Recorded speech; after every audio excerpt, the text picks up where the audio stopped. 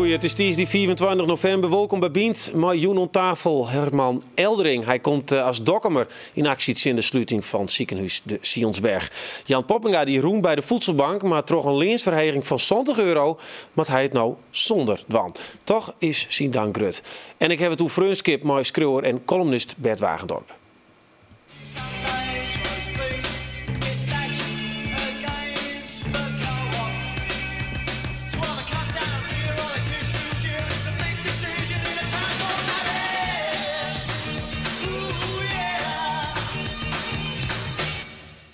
Ja, daar is hij. Mont Ventoux. Mont Ventoux, ja. Ja, prachtig. Ja. Dit zijn eigenlijk de eerste beelden van de officiële trailer. Dit is in elkaar gezet voor het Utrecht Filmfestival. Dan moest iets getoond worden. Ja, en dat is dit geworden. En je ziet hier al die sfeer van die film. Ja. Het is echt het is ook een hele goede trailer, hoe snel die ook gemaakt is. Maar hij geeft heel goed die sfeer weer die er ook heerst in Frankrijk. Want daar ben ik geweest bij die opnames en dan, ja... Dat ging zo. Ja. Ja, prachtig om te zien, denk ik. Want ja. zit daar dan, de Screw, die heeft natuurlijk een eigen fantasie in het boek. Nee, tuurlijk. Zit dit er ongeveer wel, past het erbij? Ja, dit komt wel overeen. Maar ik heb het ook meegemaakt, de belangrijkste scène in het boek waarbij het meisje het zwembad binnenkomt lopen in 1982. Die heb ik voor mijn ogen zich zien voltrekken. En dat is dan wel ontroerend. Want het zijn, dan zie je wat dingen die je zo lang in je hoofd hebt gehad. Ja, die zie je dan zich opeens, die er worden waar. En dan hoor je die woorden die je opgeschreven hebt. Ja, dat is wel bijzonder, hoor. Ja, prachtig. Nou, we praten aan verder ook over een nijproject. Echt bijzonder, mooie dochter Hanna. Klopt. Oké, nou even wat minder nice. Want de laatste dagen binnen telt van ziekenhuis de Sionsberg in Dokkum. Zware groep Passana, die had een schuld van €40 miljoen. En werd naar alle gedachten deze week wordt het faillissement daarvoor uitsprutsen. Een trosstaat zo er voor het ziekenhuis net in zitten. Herman Eldering, ja, welkom in de studio. Joost van der Mon, al in de kranten, maar in Instituut Stik. Ja. En dan schreeuw jou... Nou, beste mevrouw Monissen, voor de duidelijkheid vrouw van de bestuurder van de Friesland Zorgverzekeraar. De Friesland Zorgverzekeraar. Hier je de hoop nog van, kan het iepen blijven? Van een morgen nog wel. Of de meesten toen we het in zomer, ja, toen nog wel. Maar wat ik toen je niet op wij de studio Tarriet, toen zag me al een beetje de moed in de schoon. Want dat was net een leuk bericht wat we nog kregen onderwijs. Nee. En dat is dus... over en uit bijna, kreeg het idee. Nou, even voor de helderheid. Giovanni, dicht bij het ziekenhuis. Je kunt echt gewoon naar de operatiekamer gaan zitten. Nou, dat is een beetje te... Maar inderdaad... En je komt er vaak? Wij komen er geregeld. Want wij zijn patiënt. En net beginnen we dus al een beetje zwaar over te meidje van... Hoe vaak kunnen wij hiernaast nog heen? Ja. Wat gebeurt er? En nou dit neerschreven, nou is het helemaal, dat hoop je wel, dat je nog een goede oplossing voor u ouderen, want ik praat een beetje volgens voor de ouderen die het buis in het complex of in appartementen wij. En wij meidjes zorgen. Ja. Want zat het er nou vast? Als jou nou jong thuis zitten en er gebeurt het maar, ik hoop het net. Nee, maar jou bent hartpatiënt en stel je het mis, dan kun je jou net helpen worden. Dan kan ik net meer helpen worden in Dokkum en dan moet ik nog al teruggestuurd worden voor naar Drachten of naar Leeuwarden. Ja, zo zit het. Is dat bij alle mensen die jou sprutsen in jouw gebouw, in die flat? Is dat wat ik daar in de kranten schreeuwen ha, dat had ik hun voorlijn. En daar spreekt een stukje zorg uit van hoe komt het. En toen had ik hun vragen. Ik zal het even voorlezen en dan kan ik het jaren. En stem me hierachter. En toen zeiden ze al, ja, je stem me achter. Want deze zorg die jou nou op papier zetten, die hebben we ook. Een grote zorg. Ja, dus heel Dokkum, want dat heel Dokkum is in Mars en binnen West. Reken maar dat heel Dokkum maar zo. Ja, maar het helpt net. Dat not aan nog net. En vooral die berichten die we nog niet gezien hebben, ja, dan hoop ik toch dat er nog een lichtpuntje is. Ja. Bert, schreeuwt voor de Volkskrant columns. Kim je heugen dat het ook hier wel eens hoe de grote partijen die de liet op snoep het liedste ziekenhuis van Nederland is voort. Mij had er in de Volkskrant van Manje nog een stuk stien tot behoud van de kleine ziekenhuizen. En daar gaat de minister Schippers gaat daar nu ook wel in mee. Hè. Die zegt ook van we moeten ophouden met die eindeloze fusies. Dat heb je natuurlijk in het onderwijs gehad, dat heb je in de medische zorg gehad. En we komen er nu langzamerhand achter dat gewoon toch niet de weg is geweest. En misschien dat van die ommekeer, ze net in Dokkum daar nog van kunnen profiteren met een goede doorstart. Ik hoop het echt. We let kapken er net hingen. En wie moet terugheen. En hoe we dat precies aanpakken, maar dat weet ik niet. Maar ik wil zeggen van ik het voorstel dat de specialisten het eventueel wel oornemen willen. En dat ik dan dat ze net jet worden, dat vind ik toch wel zorgwekkend. En waar leidt dat? Zo? Dat zal dan wel hoofdzakelijk zorgverzekeraar de Friesland wijzen. Want daar worden we graag een parteer mee gaan. En dat schijnt dus moeilijk te lukken. Nou, even naar je persoonlijke situatie. Je vrouw krijgt nevens mij. Het is een heel pijnlijk verhaal. Nou, pijnlijk. Die krijgt allemaal een prik in de eigen. Allemaal in beide eigen een prik. Ja, en dat kan bij hem dus om het door. Dat kan, ja, maar dat is die oogzorg die er is. En nou wat zou dat dan en dat had op de voorkranten van de Dokkumer staan van die gaat naar Sneek. Nou, dat is helemaal een ramp. Wat ik wil zeggen van die oogknik in Dokkum, die is geweldig. Echt, dit is fantastisch. Mijn vrouw is er happy mee. En nou, zoals ze dan aanzien, want ze had dragen het zijn, die gaat nee. Sneek. Ja, of naar de Autokerk natuurlijk. Oké, maar het hetzelfde zijn, die gaat nee dragen. Die gaat nee sneten. Nou, dat houdt in dat ik iedere maand. En we gaan misschien nou wel vaker, maar iedere maand dus nog een sneekmat. Want mijn vrouw kan net dus zelf in rijden, want als ze die prik gewoon had. Ja. Nou ja, ze had dus een heel soort impact. Dus waarop hel je en ja, maar voor de mensen in Dokkum, aan de andere kant keer ik zei, het is het liefste ziekenhuis van Nederland. Misschien is het nog wel goed dat het ophoudt. En dat je hem er maar om wennen. Ja, het is een krimpgebied. Alsjeblieft net. Er loopt aan een prachtige dik. Ja, je hebben de centrale as. Heel mooi voorstel van jou. Maar dat moeten we net hebben. We moeten vechten van de Sionsberg. Dat we behoren wat er naar te behoren is. En vooral de ouderenzorg. Ik wil zeggen van, als het blijkt dat in een ziekenhuis ongeveer 65% à 70% 65 jaar en ouder is. Dan is het voor die groep. En hoe ouder je wordt, hoe beroerder dat wordt om via voort. Wie moeten uit het noorden wij net meer door heel Friesland leven. Jouw punt is helder. Ik zou zeggen op de barricade. Dat is wel de bedoeling. Je liep je met een man, je bent 76, maar je krijgt denk ik toch wel het meest voor het kijken. Oké, we zien haast weer even in Haas. Want alle dagen varen wij mooi op de wegen van de Maritieme Academie. Ik denk ook dat het een beetje het hart van een academie is. Daar wil ik net mee opscheppen, maar ik zie dan de leerkrachten komen hier. Die verspreid ik een beetje over de eetzaal en die gaan tussen die benen zitten. En dan heb ik weer een oren interactie met de benen.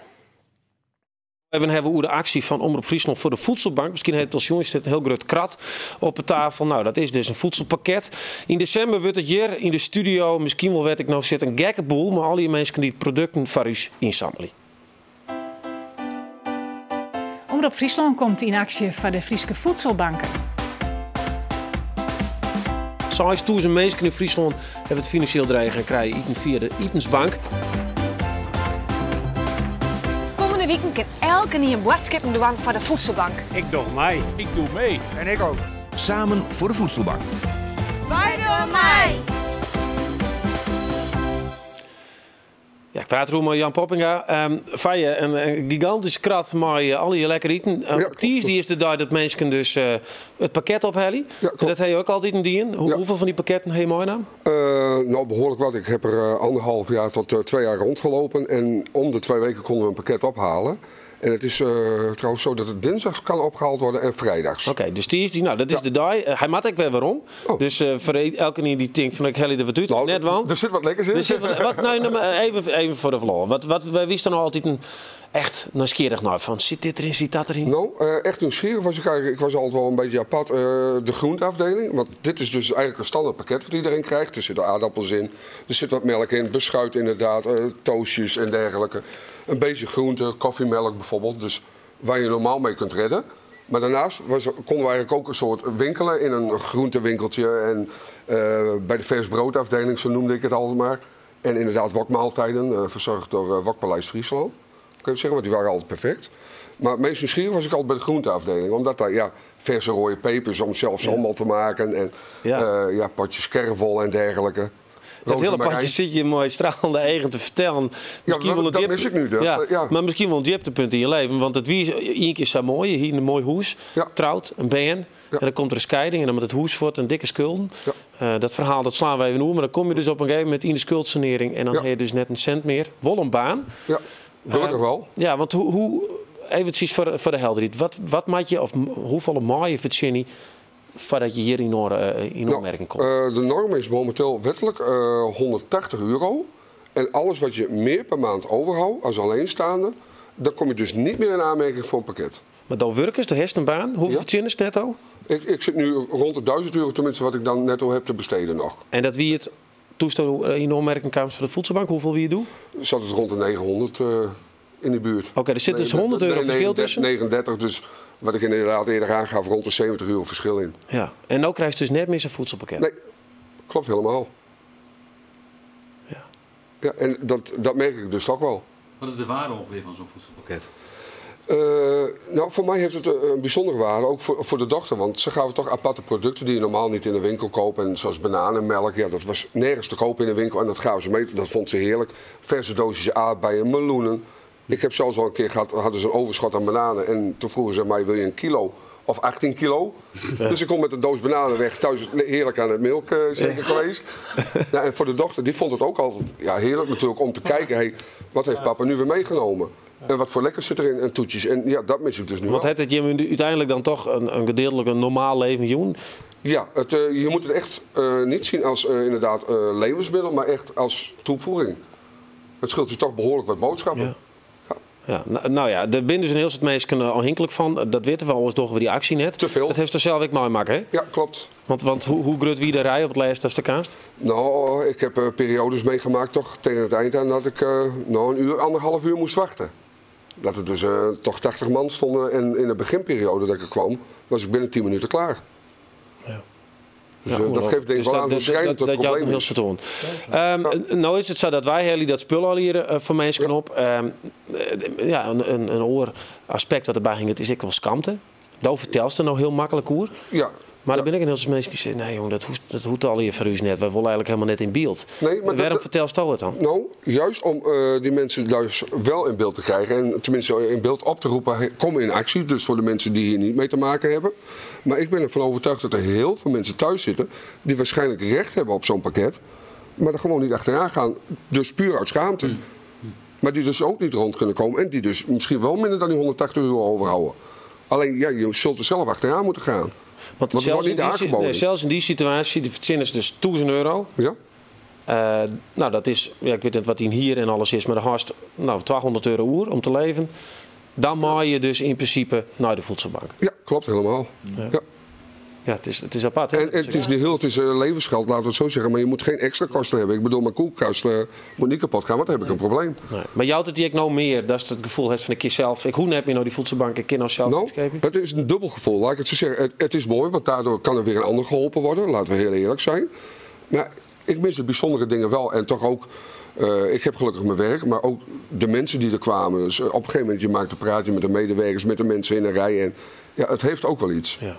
Ja, daarom die schaamte die moeten zo snel mogelijk af. Oké, dat was mooi met de actie? Ja, 100% op mijn werk ook al op het internet geplaatst. Ze kunnen goed eventueel bij mij inleveren. Bij deze nogmaals de oproep. En dan zorg ik dat het bij jullie terechtkomt. Okay, fantastisch. Ja, bedankt dat je die verhaal je vertellen moest. Super. En sterkte. Dank je. Ja, deze hele weekend ben wij te gast op de Maritieme Academie in Haas. Dat is de enige VMBO-squalle die de studenten een baangarantie houdt. Het is een hele bijzondere squalle, maar echt heel eigen gebroken.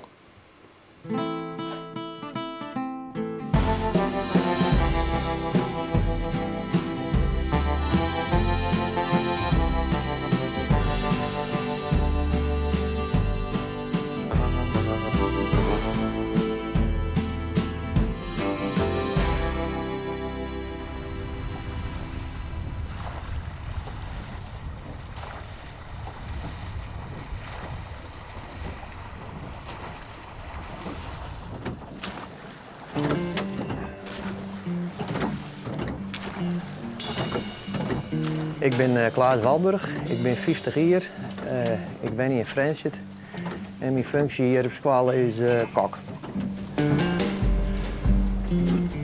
Mijn huid weer altijd slachter in Friendship en dus wij zijn altijd met vlees bezig. Wij moesten als band ook altijd helpen in de slachterij. Gaan spandiensten en wat bestellingen voortbrengen. En toen waren wij jong en toen moesten we een keuze maken. En toen zeiden we van nou, dan gaan we maar kok worden. Dat is misschien wel een mooi beroep. En zo dan ben ik erin rollen. De beste 12, 13, 14 hier. En dan moest al 6 was dwaanworst. En dus dan ben je betrekkelijk heel jong. Dat vind ik mooi de band op school. Die ben 12 hier, dan komen ze hier intern en dan maakt ze een keuze maken. En dus dat wie voor mij ik wil moeilijk. Maar kleer ik rollen erin en dat bevoelt me heel goed. Je bent hier voorlopig weer tot de kerst?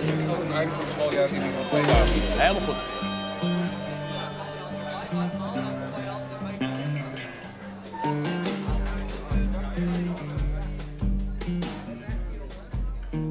Het is minder formeel dan in klasse. Dan moet ze natuurlijk opletten en ze moet leren. En dat kunnen ze hier even gaan letten.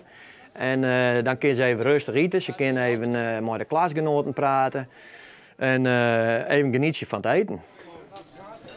Ik denk ook dat het een beetje het hart van de academie is. Daar wil ik net mee opscheppen. Maar ik zie dan de leerkrachten komen hier. En die verspreid ik een beetje over de eetzaal. En die gaan tussen die band zitten. En dan heb ik weer een oren interactie met de band. De band heeft dus per toerbeurt, maar ze ook in keuken wezen. Dan noemen we het net meer keuken, maar dan is de kombuis. En die tweede hier die maakt dan ik wat eten sieren.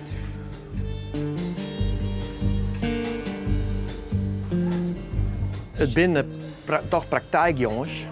En ze willen graag iets doen. En het is weer wat anders dan in de les zitten. En als ze, we jaren vaak, als ze hier in de keuken binnen, dat ze zeggen van, het is wel een lekkere afwisseling. Het is even een weekje in de keuken. Het is even wat anders. Dit vond ik een stuk van je programma opgezet. Ja, prachtig. Ja, zit het emotioneel fascinerend te zien naar die jongens op zijn internaat. Bert, ja, we zullen het hebben over Joen, of in ieder geval eigenlijk over die boek. En het boek was Kroos, maar Joen is er een lezing. In Snits. In Snits, ja. Wat ik me afvraag, wat is nou een vraag waarvan je hoop is dat die komt, joh? Nee, die zulke vragen heb ik niet. Ik heb geen vragen, geen favoriete vragen. Want dan zou ik mezelf wel gaan, dan kom ik zelf wel met dat maar verhaal. Maar wat is dan een vraag die altijd, eigenlijk altijd wel... Ja, de meest gestelde vraag is waarom is die zoon van die Laura, waarom is die blind? Dat is de meest, die komt elke avond. Maar heb ik dat boek lezen? Het is echt net dat hij hier... Willem is, die is blind, hè, zoals je weet. En de mensen vragen, waarom is hij nou blind? Ik denk dat ik heb er nou afgelopen jaren 50, 60 van die avonden gehad. Echt hartstikke leuk altijd. En elke avond komt die vraag weer. Ja. En wat alsof het afgesproken is. Is dat bedoeld? Nou ja, dat mensen die zitten het boek te lezen en die denken van... ja, waarom is die jongen nou blind? Dat is ook wel opvallend. Maar goed, het is... Ik pak het boek er even bij, want voor de mensen die denken... Wat die man naartoe? Dit is het boek van toe, 100... Hoe vaak? 130.000? Ja, dat is zoiets. Ja, ik weet het niet precies. 125, 130.000. Ja, het is echt een oerboek voor de vriendschap van man, wat er zijn. Wat is nou zelf voor jij een scène van zoals ja, daar komt nou echt alles in uit wat ik bedoeld heb te schreeuwen? Nou, dat is de scène, denk ik, toch wel de scène waarin die 4 jongens in het zwembad liggen. Zijn ze 17, 18 jaar. En dan komt dat meisje binnen. Dat is een prachtig meisje. En dan kantelt er opeens iets. En dan kantelt er iets in die vriendschap. Zeg maar de enorme loyaliteit die jongens ten opzichte van elkaar hebben.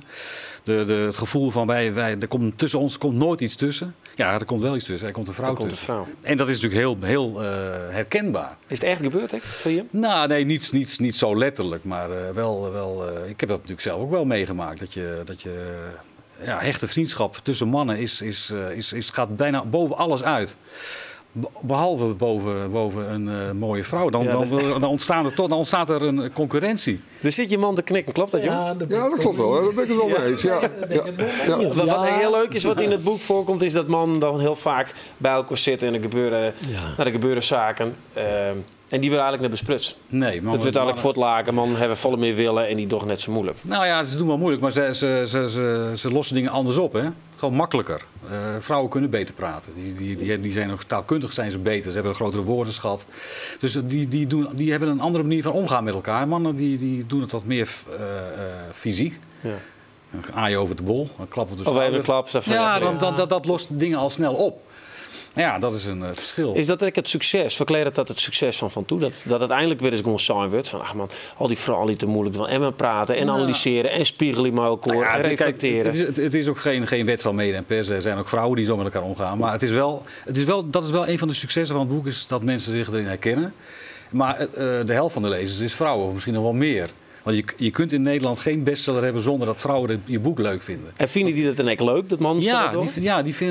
Die vinden dat ook wel een leuk inzicht geven in hoe mannen zijn. Want het is natuurlijk altijd, ze kunnen dat zelf eigenlijk niet aan de lijve ondervinden. Want zodra als 5 mannen aan een tafel zitten, praten ze op een bepaalde manier met elkaar.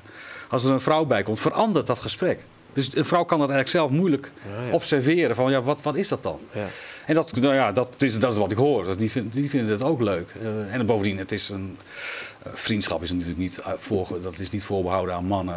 Nee. Vrouwen hebben dat natuurlijk ook. Ja. Nou, even naar die dochter. Want daar heeft ik een bijzondere vriendschap mee. Ja. Vast vier dat mijn dochters git tussen man en dochters. Je schreef beide een boek, met elkaar. Ja. Kist er een stukje van lezen? Of was dit eerst even introduceren? Ja, dit is een boek dat heet gewoon heel simpel vader-dochterboek. En we hebben geprobeerd om alle facetten van die relatie, dat is een hele bijzondere relatie, die eigenlijk heel weinig aandacht heeft gekregen, heel lang. Omdat mensen dachten van, moeder-dochter is de sterke band. Vader-zoon is de sterke band. Binnen heel het boekenhoeskreun. Ja, en daar is heel veel over geschreven. Er is veel onderzoek naar gedaan. Maar dat is met die vader-dochterband eigenlijk nooit. Dat is pas recent dat daar naar gekeken wordt. Met name in Amerika, waar veel vaders weg zijn. Uit die gezinnen weg zijn. En daarom is dat onderzocht. Van wat heeft dat voor effect?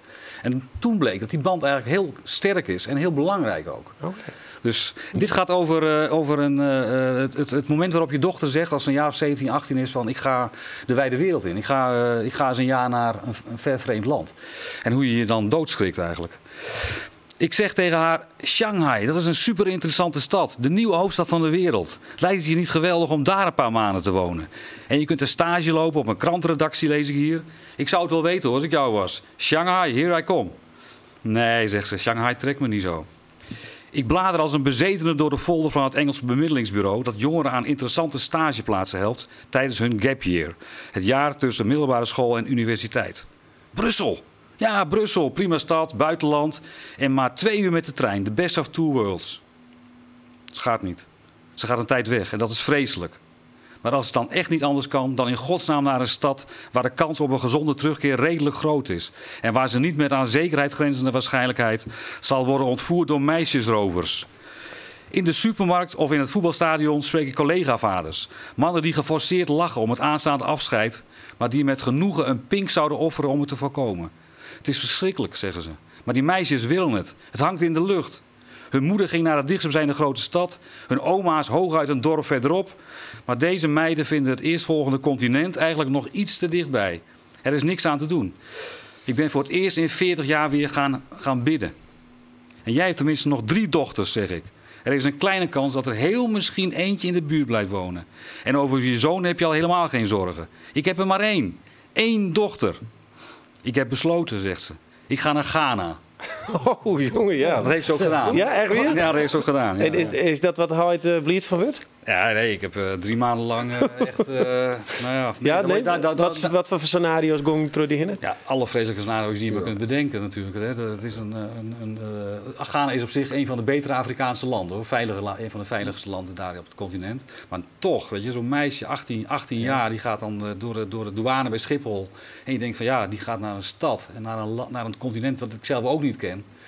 Nou, dat gaat wel even door merg en ziel. Ja. Is het er nou beter? Heeft er nou een hele sterke relatie gekregen? Ja. Zij is daar ook sterker van geworden. Het feit dat zij zich daar 3 maanden lang kon handhaven en daar voor de klas heeft gestaan, in kinderthuis heeft gewerkt.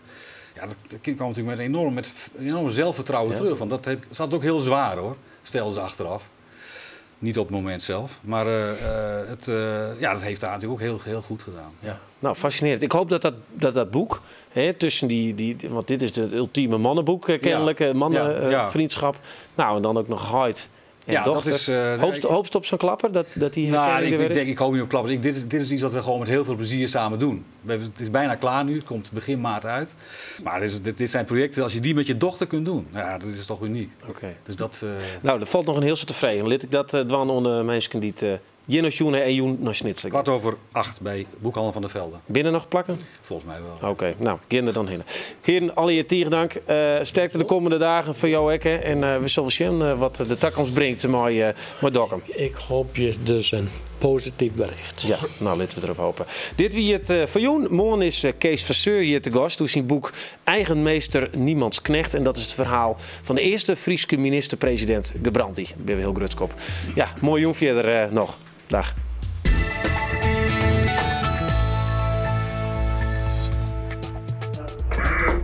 Oké.